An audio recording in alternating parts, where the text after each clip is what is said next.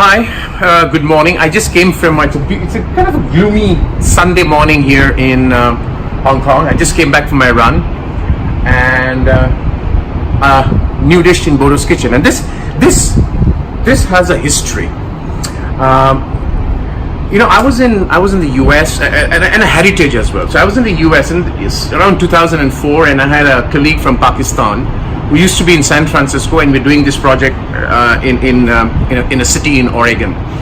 And we would come to San Fran together, and then you'd go home. He was in San Jose, and I would take the night flight at, I think it was about 11:45 p.m. From San Fran to Hong Kong. And the reason I'm choosing this dish, is because it was a Ramadan or a Ramzan month. And he invited me over to his house for dinner because he used to fast. He was from Pakistan. And this is the Ramadan, if I'm not mistaken, the Ramadan or the Ramzan month is going on. And this is so appropriate to make this dish. So his mother, so we went out. Generally, people are tired. So we went out to a place to eat. And they had all kinds of meat. Peshawari meat. And there was something called Swat Valley meat. Then I got talking to his mother, and she was she's a Pashtun, from kind of northwest part of Pakistan, Pakistan, and she said, and there was a dish called whole spices mutton, or khada, pura masala ka mutton, as you call it. Don't grind it. So then she's we got talking about food, as I'm interested in food, and then she said that when she was young in the Swat Valley area where they used to live in the mountains, and her parents, I'm talking her parents, goes back to what, 40s or 50s, they used to make this meat, and she actually shared the recipe with me. So I want to do that today. But there are two twists on this. The first is, she said we're in the mountains, it's very cold, so marinating the meat was an important task. So they would marinate it with salt. So I'm going to marinate the meat with salt today. I'm going to keep it outside for 30 minutes and then cook it with whole spices meat. So I'm going to come back. So it's about what, 10:30 now in the morning. So I'll cook this in the evening for dinner. But I want to show you the process of marinating the meat, the mutton, in salt. And I would call this mutton, with respect to my friend's mom, I will call it the Swat Valley mutton. All right. So let's go and see how I'm going to marinate it. Hi. So let's marinate the mutton. So I've got about 900 grams of mutton. It's roughly 1.5 kg, and I'm going to follow her recipe. So I'm going to cook in the evening. This is rock salt. This is pink rock salt. Right. It's really mountainous rock salt. So I'm going to take this, and I'm going to basically marinate this. And she telling me how they used to do in their, in the Swat, in the mountains of where she grew up in Peshawar, which is near Peshawar. So what this does, the salt, it basically tenderizes the meat. So I'm going to keep this outside first for 30 minutes, and then I'm going to put it in the fridge because I'm going to cook in the evening. So if I keep it outside, it's going to be and remember, please, I am going to rinse the mutton before I cook. Otherwise, this is going to be hell of a salty meat to eat. Okay? So that's it. With this, I'm going to put my timer for 30 minutes and come back. And after 30 minutes, I'm going to put it back in the fridge, and the cooking happens in the evening. Hi. You remember I had marinated this mutton with salt. So I have rinsed it very well. Okay? That's the first step. So I did that. Please make sure that you rinse it very well.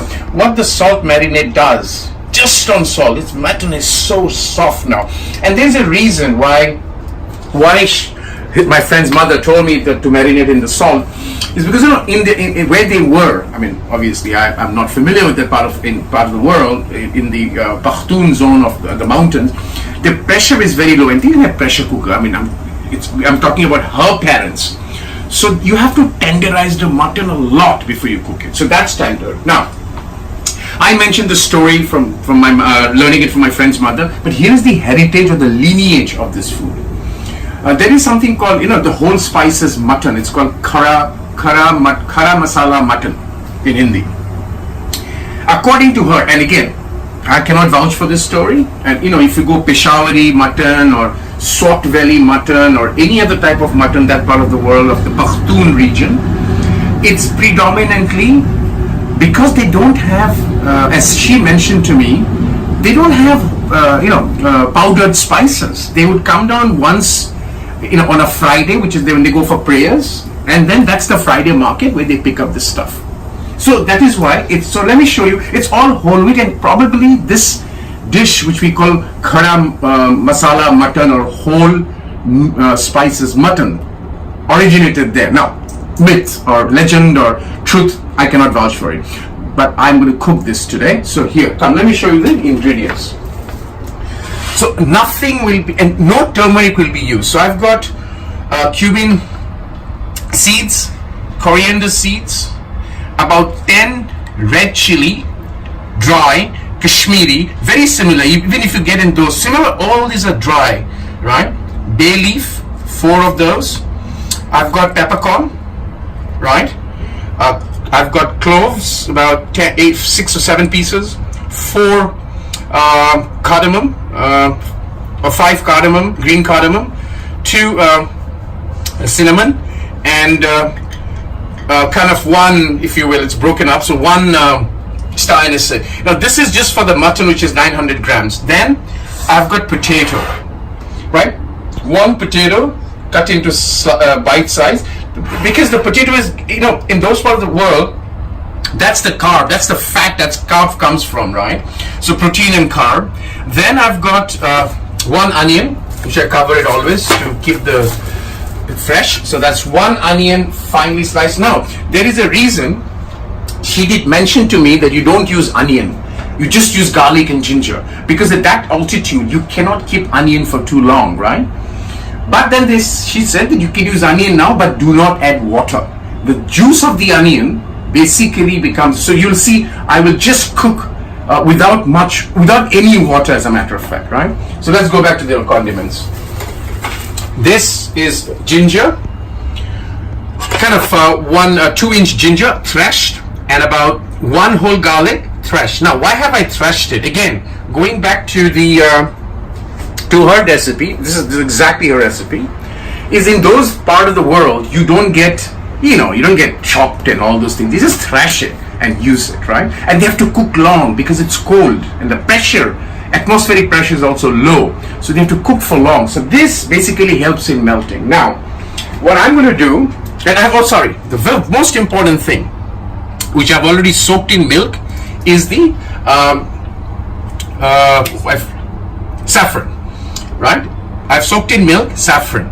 This is where the haldi color, they don't use haldi, there's no haldi, that's what she told me, in that part of the world. So this gives the color. So I've already soaked about 1/4 teaspoon of saffron in milk. Why you soak it in milk? Because saffron is hot, right? So that's it. Now what I'm going to do is I'm going to dry grind these 3 spices, and then we come back to sugar cooking. The last ingredient which I forgot to tell you is this yogurt. Now she did tell me that in their case the yogurt was not really yogurt, it was goat milk. It's thickened goat milk, because goat is when in those part of the world you get goat, so it's thickened goat milk. But she said you can use yogurt. So this is a recipe which I'm replicating based on my friend's mother's experience of her parents cooking way back in those Pakhtun region of northwest Pakistan or eastern Afghanistan, right? So we come back and we do the cooking. So I've just kind of coarsely ground these, the coriander, peppercorn, and the cumin seeds. Now what I'm using here, a very thick bottom pan. I'm going to replicate how it was cooking then, and the cooking medium is ghee. Now this is again from what she told me, right? Well, the ghee, which is the cooking medium in this instance, is heated up well. The first thing that goes in are the bay leaves, right? Give it a stir. As the bay leaves kind of take in, I put in all the whole spices, they go in, and the crust spices go in, right? gives you the phenomenal, the fragrance that's coming out is wonderful, right? Now, with the red chili, you can always tone it down, right? I want to make it very spicy, which is why I'm doing it this way.